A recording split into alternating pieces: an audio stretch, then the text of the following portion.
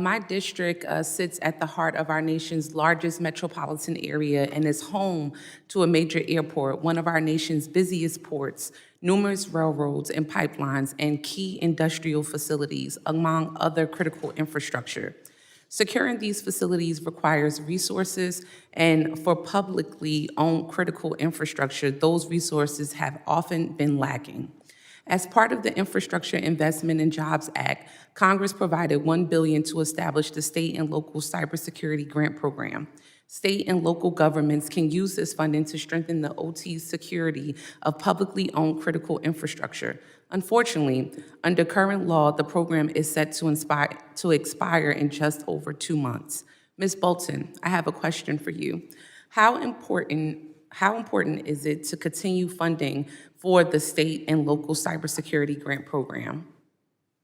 I think it's critical to continue that funding. I mentioned in my testimony that a third of districts around the country are rural districts, and obviously that's not the case for your district, but I think it's still incredibly important.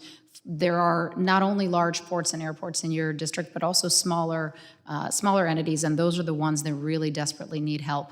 I will add to your question earlier as well that CISA has released a top 5 OT cybersecurity guide, so I think that also can help to provide guidance to those entities as to what they can use their cybersecurity spend on. And at OTCC, we're also working on guidance as well.